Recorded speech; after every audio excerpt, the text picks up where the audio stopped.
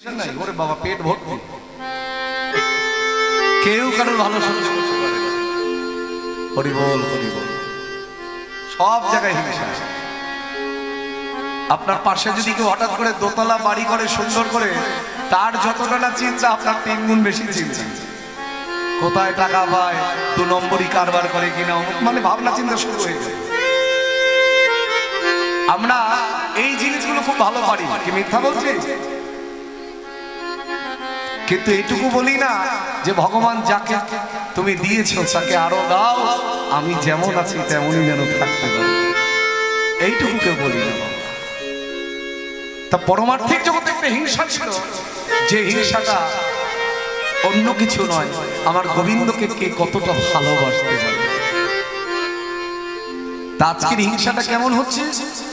এই যে গুরুমা সুদামাকে স্নান করিয়ে দেয়, খাইয়ে দেয়, ঘুম পাড়িয়ে দেয়, আশ্রমে এতদিন ধরে অন্যান্য যত পড়ুয়া ছিল, যারা লেখাপড়া করত, সবাই তো ছোট।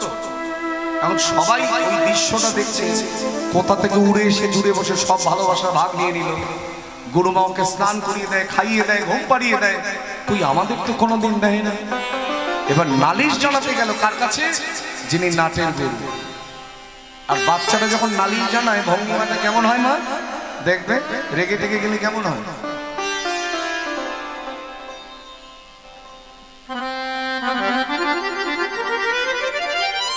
অনেকক্ষণ ধরে এরকম। গোবিন্দ বলছে কি হয়েছে? বলবো না।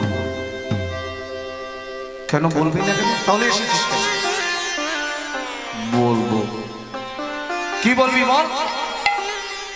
গুরুমা আমাদের থেকে সুদামাকে বেশি ভালোবাসে, নিজের হাতে খাইয়ে দেয়, নিজের হাতে ঘুম পাড়িয়ে দেয়, স্নান করিয়ে দেয়। কই আমরা এতদিন ধরে রয়েছি, আমাদেরকে তো দেয় না। গোবিন্দ বলছে ভালোবাসে, ভালো না বাসারই বাকি আছে। জানবি ভালোবাসা না দিলে কখনো ভালোবাসা পাওয়া যায় না রে। হ্যাঁ, কার কাছে নালিশ জানাবো? যার কাছে নালিশ জানাতে গেলাম সেও তো দেখি আমাদের থেকে সুদামাকে বেশি ভালোবাসে। এবার গোবিন্দর চোখের জল ঝরে ঝরে পড়ছে, ওরে তোরা আমার ভালোবাসাটা দেখবি। ওই কাঙাল যে আমায় কত ভালোবাসে তা তোরা একবারও দেখলি না রে। ও যখন যে খায়, এক গ্লাস জল পান করতে গেলেও মনে মনে চিন্তা করে আগে আমার গোবিন্দ পাবে, তারপর আমি। শুধু গৌর ভক্তমন্ডলী, ভক্তি জগতে দুটো কথা আছে। এই মনে হয় কি গল্প করছিস তোরা 8 ঘন্টা ধরে? আমার গল্প শোন, তারপর তোরা গল্প করবি। এটাও একটা গল্প, শোন। এই গল্প করলে তোদের মঙ্গল হবে।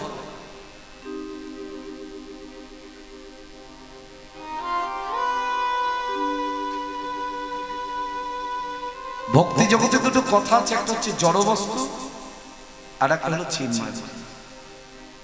জড় বস্তু কাকে বলে? যে বস্তু কোনদিন গোবিন্দ চরণের স্পর্শ লাভ করতে পারে না, তাকে বলে জড় বস্তু। আর চিন্ময় কাকে বলে? ছিল জড়, গোবিন্দ চরণের স্পর্শ পাওয়ার পরে চিন্ময় হয়ে গেছে। ধরুন আপনার বাড়িতে একটা জাগতিক জগতের উদাহরণ দিই। এখন আম গাছে ছোট ছোট আম হয়েছে, কলমের গাছ ছিল, ছোট ছোট গাছে দেখবেন ভর্তি আম হয়। এখন 1 বছরের মধ্যেই আম হয়ে গেছে। এখন তো এরকম গাছ পাওয়া যায়। আমার বাবা নিয়ে এসেছিল একটা গাছ, বলে বাবু এটা আজকে যদি পুঁতে দেই, বাংলাদেশের লোক, আমরা তো বাঙাল, কারণ বনগায় বাড়ি আমার, সবই বাঙাল দিন। তখন এইটা লাগাইয়ে থইলাম, বুঝেছো? এটা লাগাইয়ে থইলাম, এর এক ডালে হিমসাগর হবে আর এক ডালে বোম্বাই হবে। বারে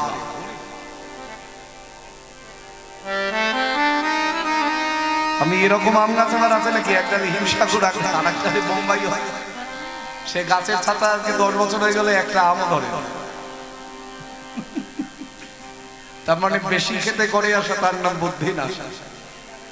এটা দিয়ে ভেবে নাও গাছ লাগানোর আগে হিমসাগর আর বোম্বাই হবে, 10 বছরে দেখি না কোনোদিন একটা আম হবে। তা আমাদের অবস্থাটা কেমন? ওই গাছ ভর্তি আম হয়েছে, মনে মনে চিন্তা করছে এই আম কবে পাকবে, ছেলে শ্বশুর বাড়ি পাঠাবো, মেয়ে শ্বশুর বাড়ি পাঠাবো, নাতি পুতি খাইবো। এতে কি হবে? আমের জন্ম বৃথা, আর যারা আম খেলো তাদের জন্ম বৃথা। আর সাধুর বাড়িতে যদি আম গাছে আম হয়, সাধু চিন্তা করে হে গোবিন্দ তোমার কৃপায় গাছে আম ধরেছে, এই আম কবে পাকবে, আমটা নিয়ে কবে তোমার চরণ সেবায় লাগাবো। এতে কি হলো? যেন আম ছিল জড় বস্তু, গোবিন্দ চরণের স্পর্শে হলো চিন্ময়, আর যারা ওই আমটাকে প্রসাদ হিসেবে গ্রহণ করলো তাদের দেহটাও হয়ে গেল চিন্ময়। তা গোবিন্দ আজকে বলছেন, আরে ওই কাঙাল যখন যা কিছু খেতে যায় আগে আমায় দেয়, তারপরে সে নিজে গ্রহণ করে। তোরা আমায় কখনো কিছু দিয়ে খাস? ভক্ত আর ভগবানের ভালোবাসায় দেখতে দেখতে 2 বছর পার হয়ে গেল। গুরু মায়ের ভালোবাসাতে সুদামা কিন্তু আজকে সত্যি সত্যি নিজের মায়ের কথাটা ভুলে গেল। কিন্তু মাঝে আমার মৃত্যু সজ্জা শুধু কাঁদে আরে বলে, সুদামা রে তবে বুঝি তোর সঙ্গে আমার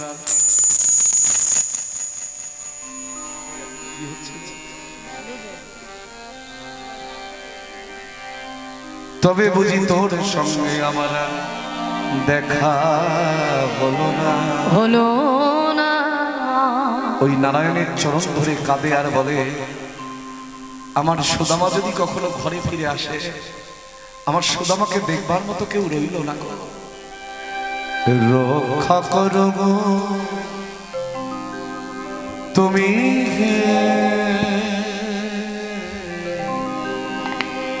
ভগবান, এ জগতে সবই কিছু। জানবে কীর্তন হচ্ছে একটা রসগোল্লার মতো। রসগোল্লা যেদিক থেকে খাওয়া যায় সেদিক থেকে কি লাগে? মিষ্টি। আর কীর্তন এমনই জিনিস, যেদিক থেকেই শ্রবণ করবে, যদি হৃদয়টা ঠিক রাখতে পারো, সেদিক থেকে দেখবে প্রেম ঝরে ঝরে প্রেম ঝরে ঝরে ঝরে। আজকে সুদামার মা চরণ দুটো জড়িয়ে ধরে কাঁদে আর বলে, রক্ষা করব তুমি হে ভগবান, এ জগতে সবই কিছু তোমারই যে রক্ষা করো গো তুমি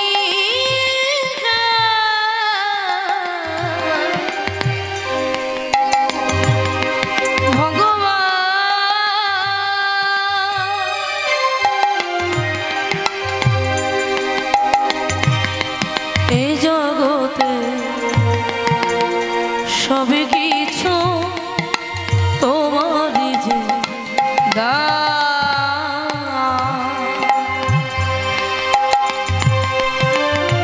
রক্ষা করো গো তুমি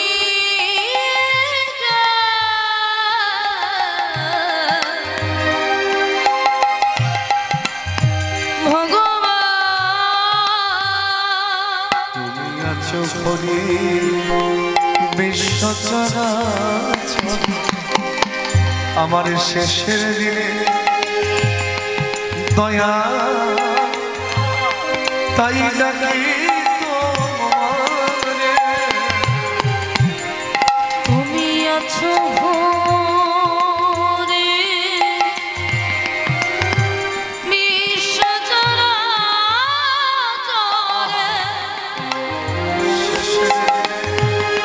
শেষের দিনে দয়াল ডাকি তোমারে।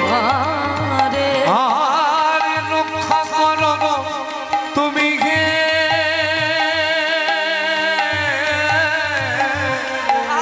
রক্ষা করো তুমি কে রক্ষা করো রক্ষা করো গো তুমি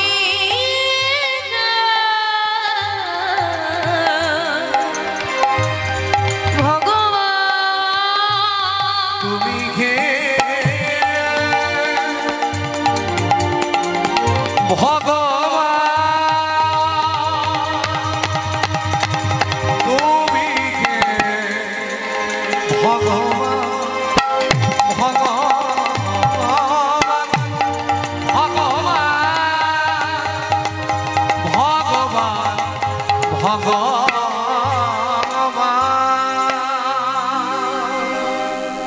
সুদামার মাঝে মৃত্যু সজ্জায় এটা অন্তর্যামী ভগবান অন্তরে জানতে পেরেছে।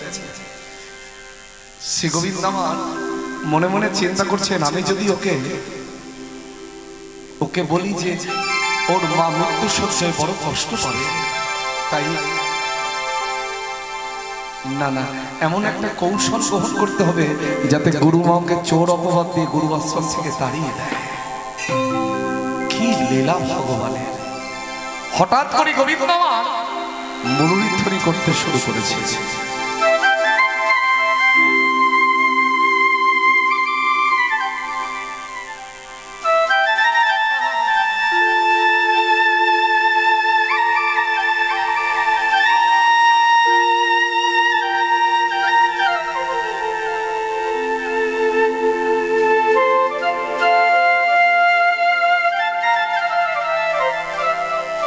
যখন মুরলীধ্বনি করছে, ভগবানের মুরলীধ্বনির শুনতে কান্না ভালো লাগে বলো তো?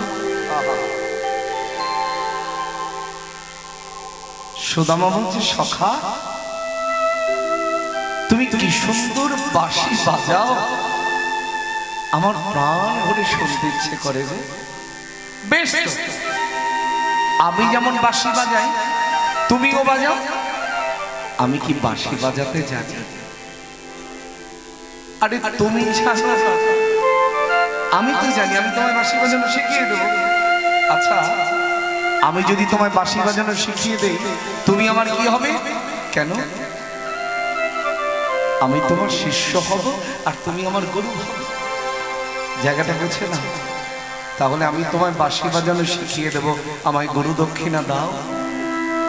সুদামা মনে মনে চিন্তা করছে, সখা তুমি চাইলে আমি দেহটা তোমায় পর্যন্ত দিয়ে দিতে পারি, এর থেকে তো বেশি আমি কিছু দিতে পারবো না, কারণ আমি যে কাঙাল, আমি তোমায় কি দেবো?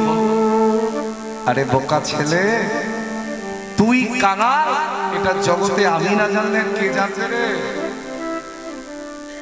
আচ্ছা, তোর কাছে না হয় কিছু নাই, এই গুরু গৃহে তো আছে। বলে গুরু গৃহে কি আছে? এই গুরু মায়ের রন্ধনশালে দুটো বড় বড় হাড়ি আছে, একটার মধ্যে নাড়ু আর একটার মধ্যে কড়াই ভাজা। ও সুদামা, তুমি সেখান থেকে আমাকে কিছু নাড়ু আর কড়াই ভাজা চুরি করে এনে দাও, আমি তোমায় বাঁশি বাজানো শিখিয়ে দেবো, কেমন? তুমি আমায় চুরি করতে বলছো? আমি তো জীবনে কোনোদিন চুরি করি নাই গো। এই না বলো, নিজের দেহের থেকে আমাকে বেশি ভালোবাসো, তো যাকে এত ভালোবাসো তার জন্য চুরি করতে পারবে না? তাই তাই দেহটাই তো তার, আমি চুরি করলে যদি সে সুখ পায়, আমি কেন চুরি করি? কিন্তু আমি যদি ধরা পড়ে যাই, গোবিন্দ বলছে, সুদামা তুমি ধরা পড়বে না।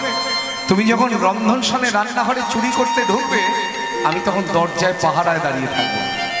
যদি দেখি কেউ এসে পড়েছে, আমি তোমায় ইশারা করে জানিয়ে দেবো, তুমি পালিয়ে যাবে, কেমন? চতুরের শিরোমণি গোবিন্দ সুদামাকে রন্ধনশালে ঢুকিয়ে দিয়ে চললেন গুরুমাকে ডেকে আনবার জন্য। এক পা দুপা করতে করতে যেই না সুদামা নাড়ুর ভাণ্ডে হাত রেখেছে, আর ওদিকে শ্রী গোবিন্দ আমার ছুটতে ছুটতে চললেন, ওমা ও মা, আরে দেখে যাও দেখে যাও, কাকে তুমি স্নান করিয়ে দিতে, কাকে তুমি খাইয়ে দিতে, কাকে তুমি ঘুম পাড়িয়ে দিতে। আর গোবিন্দ যার নাটক জানে জগতে কেউ জানে না। দেখে যাও, দেখে যাও, ওই দেখো এখনো পালাতে পারে না। রোজই তোমার রান্নাঘর থেকে নাড়ু চুরি হয়ে যায়, জানো না? তুমি ভাবো আমি মনে হয় চুরি করে খাই, কারণ জগতে সবাই জানে আমার চাইতে বড় চোর আর কেউ। কিন্তু না মানা, আমার চাইতে বড় চোর আছে। দেখো আসল চোর ধরে রেখেছি। মাগো আমি, আমাকে যেন দোষ দিও না। মাগো আমি চুরি করি নাই,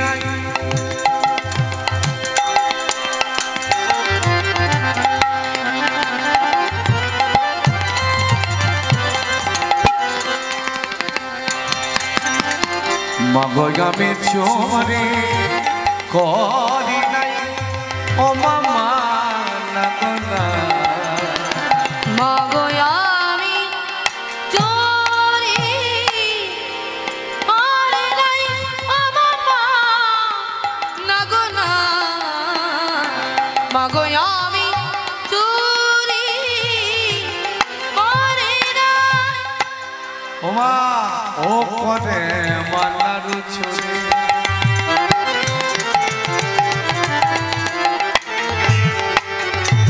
মাগো আমি শুধু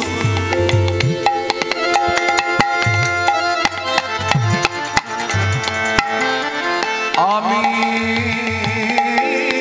শুধু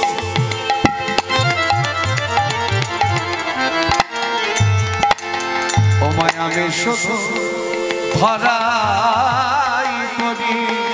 মা ও করে মা নাড়ু চুরি,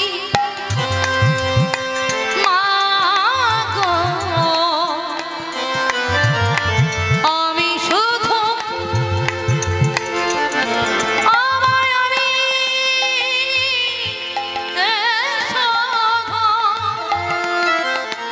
আমায় আমি শুধু ধরা পড়ি। ও যে চুরি করে যায় পালায় মা, আগে চুরি করে যাই পালায়। ও যে চুরি করে যায় পালায় মা, ও যে চুরি করে যাই পালায়। বলে ধরতে তো কেউ পারে না, চুরি করি নাই। মাগো আমি চুরি করি নাই। ও মামা মাগো না, মাগো আমি, মাগো আমি, মাগো আমি চুরি করি না। গুরু মা এসে দেখছে সুদামার এক হাতে নাড়ু আর এক হাতে কড়াই ভাজা। ওরে নিজের কোলের ছেলেকে হারিয়ে আমি তোকে পুত্র বলে মেনে নিয়েছিলাম, আর তুই কিনা শেষ পর্যন্ত এই প্রতিদান দিলি। আমি তোর কোনো কথা শুনতে চাই না। এই মুহূর্তে তুই গুরু আশ্রম ছেড়ে চলে যা।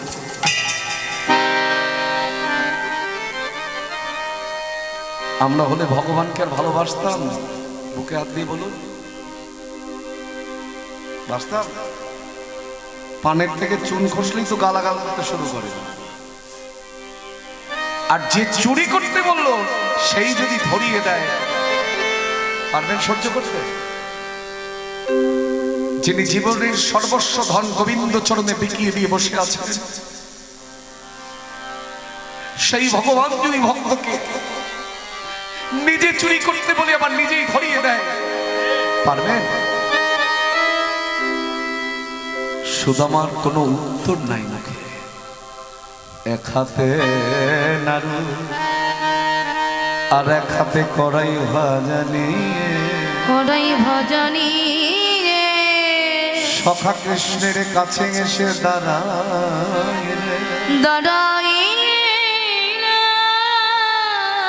সখা, তুমি আমায় চুরি করতে বলে তুমি আমার মায়ের কাছে ধরিয়ে দিলে। আমি জানি না তোমার কেমন লীলা, আমি শুনেছি তুমি নাকি রাজার ছেলে, আর আমি যে বড় কাঙাল। তোমার আর আমার মধ্যে অনেক তফাৎ। শুধু তোমার চরণ ছুঁয়ে একটা প্রতিজ্ঞাই করে যাই, আমার জীবনে যত দুঃখ কষ্ট যন্ত্রণাই আসুক না কেন,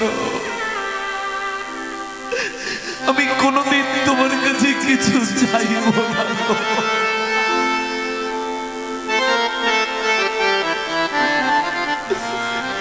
ঠিক এমন সময় গুরুদেব শান্তি করে করে চিৎকার করে ডাকছে, সুদামা, সুদামা, সুদামা। এই মাত্র বিদর্ভ নগর থেকে সংবাদ এসেছে, তোমার মা মারা গেছে। সুদামা, গুরুদেবের চরণের উপরে আছাড় খেয়ে পড়েছে, যত শেষের দিকে যাব ততই বিরহ। বাবা গুরুদেব, আপনি কি কথা শ্রবণ করেন?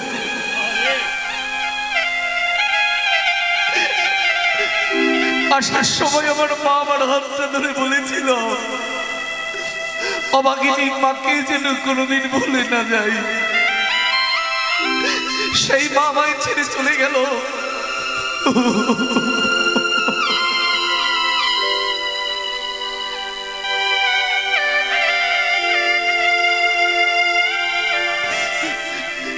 সেই মা আমায় ছেড়ে চলে গেল।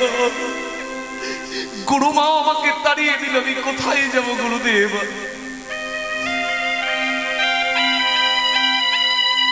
সন্দীপনী মুনি বলছে, সুদামা, মা কি কারো চিরকাল বেঁচে থাকে?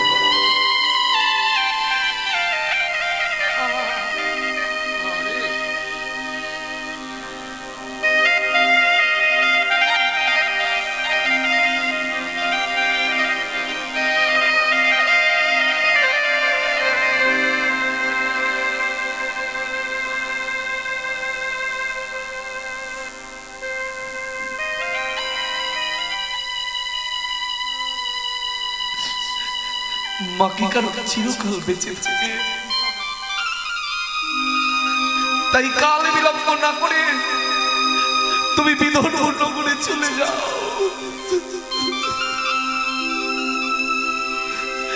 মা মা বলতে বলতে ছুটতে ছুটতে চলেছে।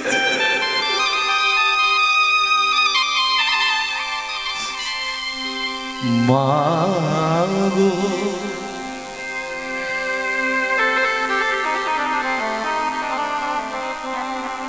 ও গো মা,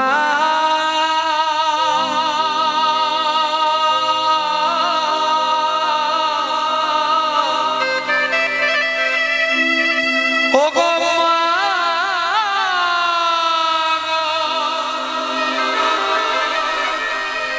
মা, মা,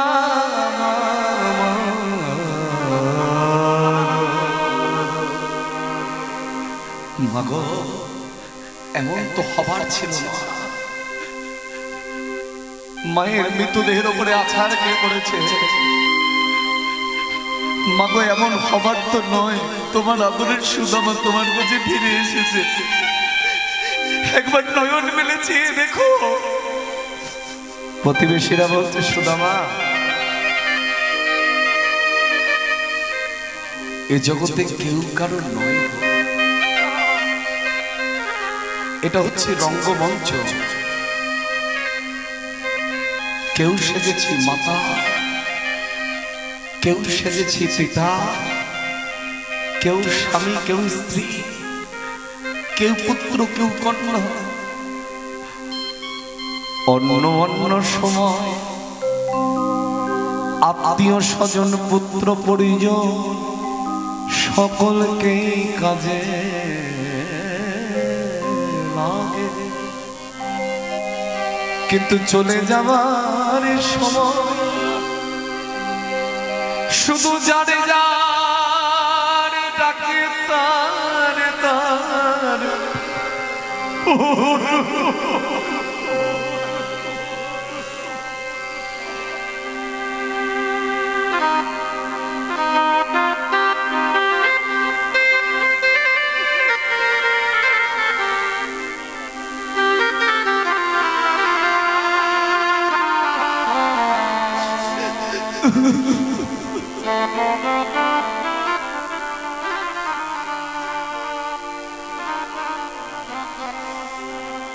শুধু চলে যাওয়ার সময় সুদামা যার ডাক আসবে তাকে যেতেই হবে রে।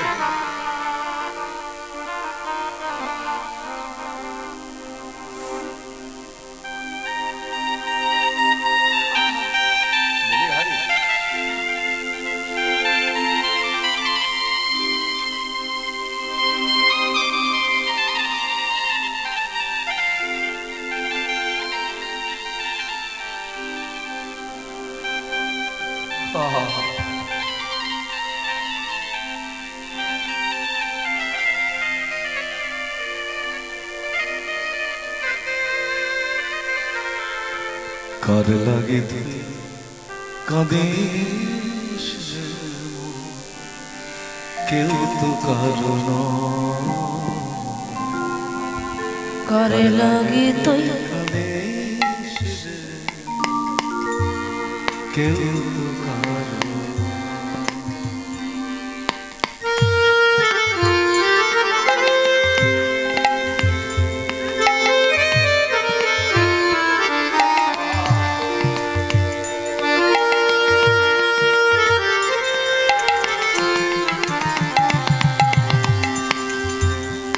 ভাই বন্ধু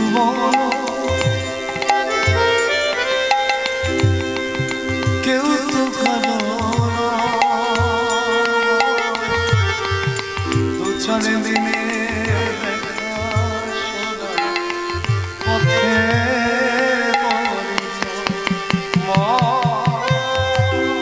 ভাই বলো বন্ধু বলো কেউ তো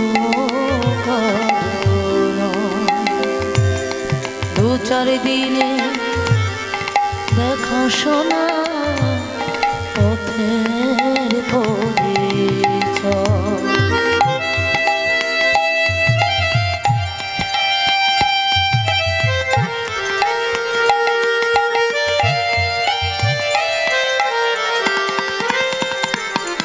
ওগো ভাই বল বন্ধু বল কেউ তো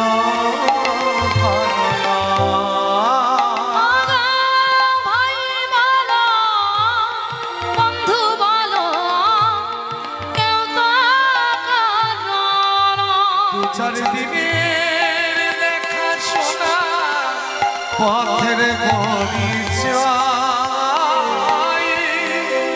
দু চার দিনের দেখা শোনা পথের পরিচয় কার লাগে তুই কাঁদিস রে কেউ তো কারো কার লাগে তুই কাঁদিস রে কেউ তো মনরে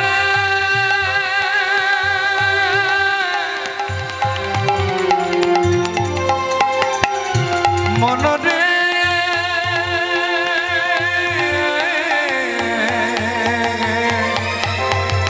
মনরে আ মনরে আ মনরে আ মনরে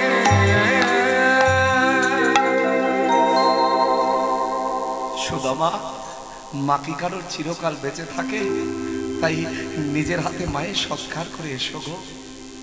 সুদামা নিজের হাতে মায়ের সৎকার করে এলো।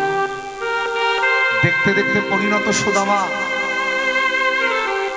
প্রতিবেশীরা বলছে সুদামা আর কতদিন এইভাবে তুমি একা একা রইবে, এবার তুমি বিবাহ করো। প্রতিবেশীদের কথায় সুদামার বিবাহ হলো। সুদামার স্ত্রীর নাম কেউ বলে সমিতি, আবার কেউ বলে বসুন্ধরা। ততদিনে শ্রী গোবিন্দ আমার বহু লীলা খেলা ত্যাগ করে দ্বারকার অধিপতি হয়ে দ্বারকার রাজ সিংহাসনে বসেছেন। কিন্তু সুদামার তো সেই অভাবের সংসার।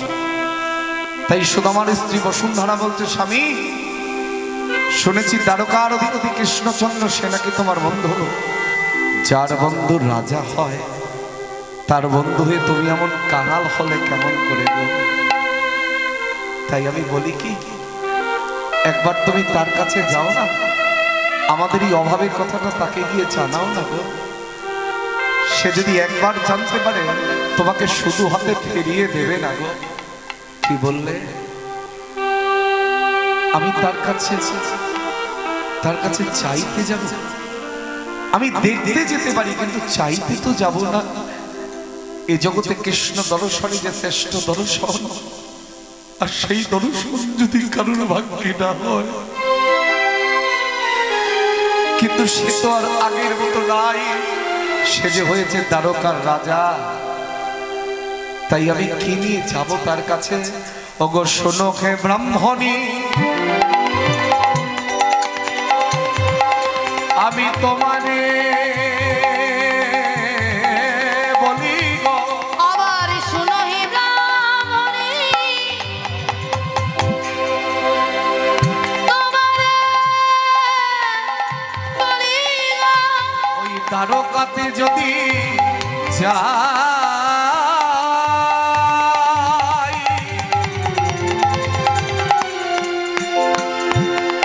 ওই রাজ দর্শন পেতে যদি হয়, দর্শনী কিছু চাই।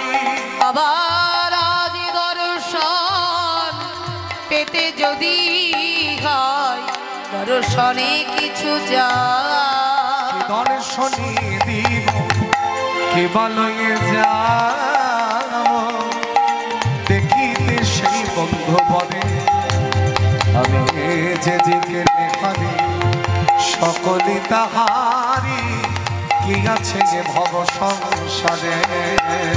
আবার যেদিকে নিখারি, সকলি তাহারি কি আছে এ ভব সংসারে।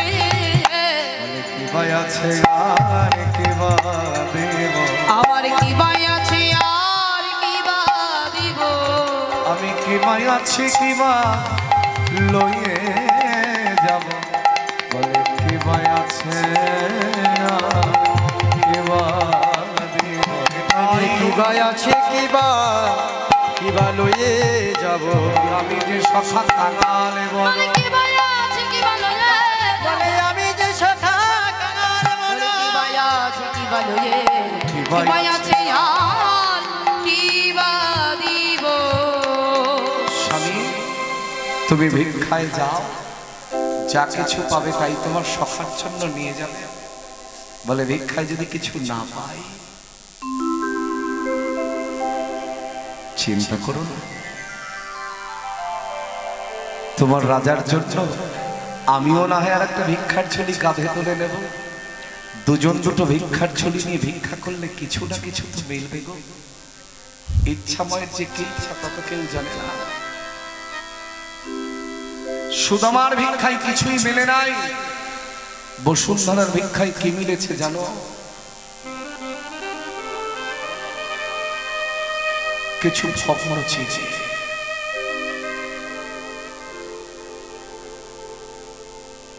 সুদামা ঘরে ফিরে এসে খাচ্ছে, আমার ভিক্ষায় কিছুই জোটে নেই, কি নিয়ে যাব কৃষ্ণ দর্শনে।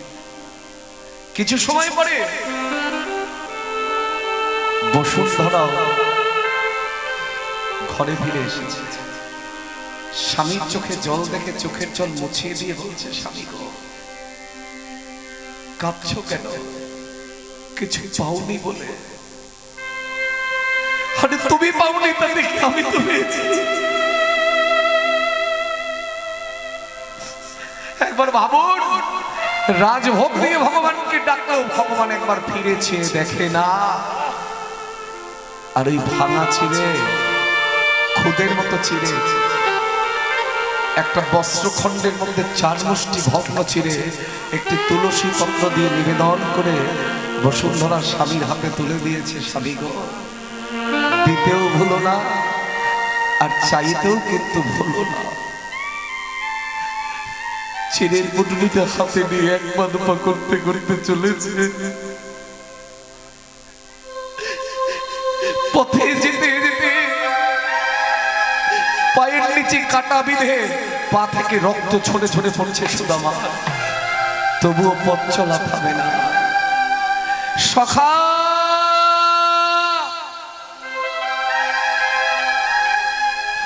সখা গো, আমি যেন চলতে পারি না সখা। কাঁদিয়া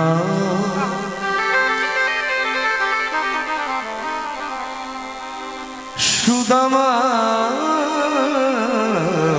কহে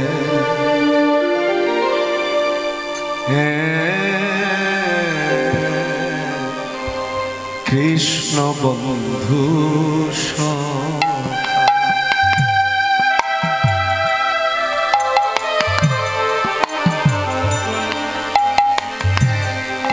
নদিয়া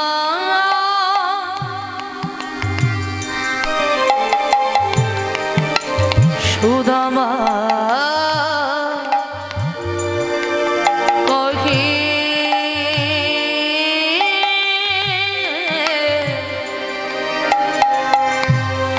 কৃষ্ণ বন্ধু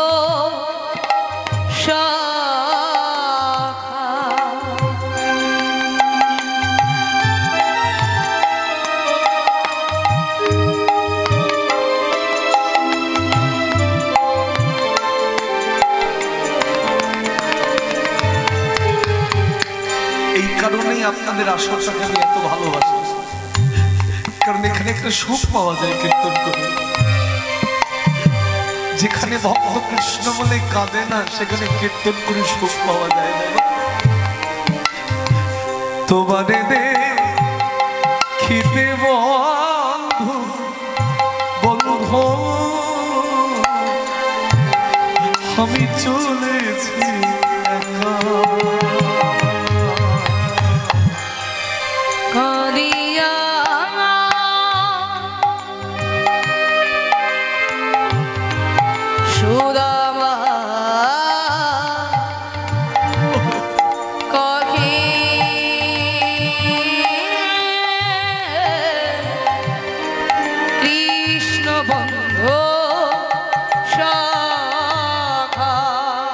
তুমি নাকি কামালে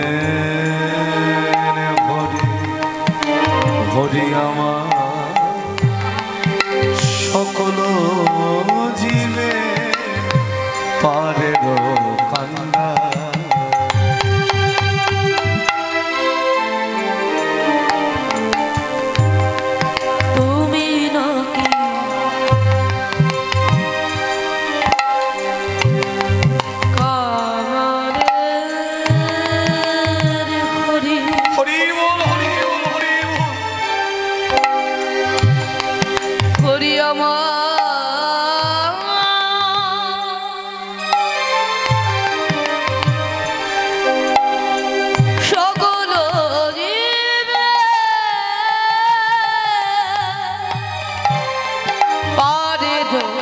কান্না। বিপদে পড়েছি আমি সখা গো,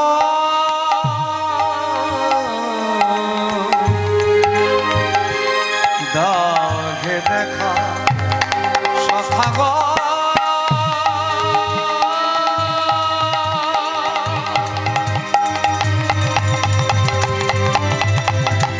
সখা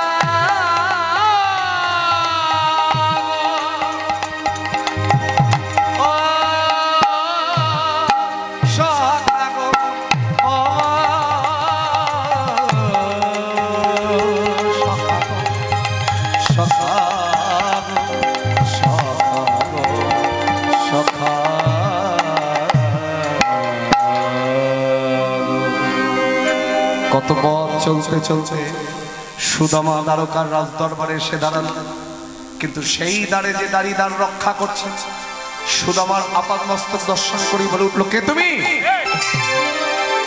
কি তোমার পরিচয়? আমার নাম সুদামা। ওই যে দ্বারকার রাজা হয়েছে সে হলো আমার বন্ধু। বাহ, বেশ মিথ্যা বলতে পারো তো।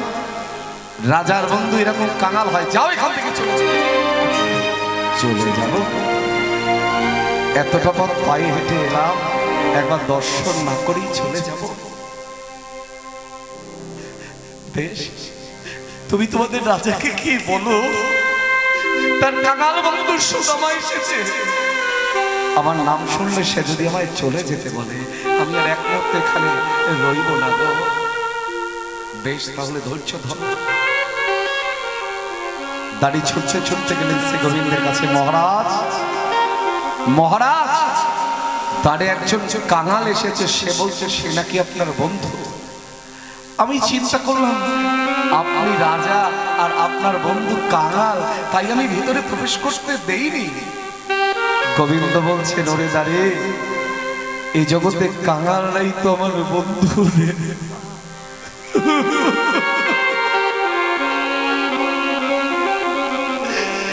কারণ কাঙাল যেভাবে কাঁদে, কোন ধনী আমার জন্য সেইভাবে কাঁদে না রে।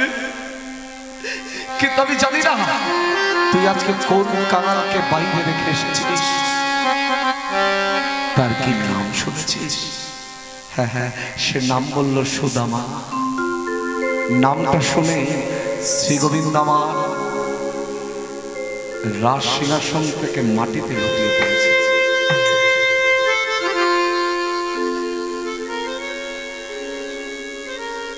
মহারাজ, সে কি সত্যি আপনার বন্ধু? তাহলে যাই, আমি কি নিয়ে আসি?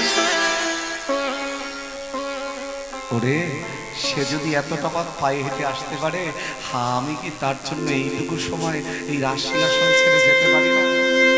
এবারে দাঁড়িল মুখেতে সংবাদ পাইয়া, সুদামা ছুটিয়া দারে।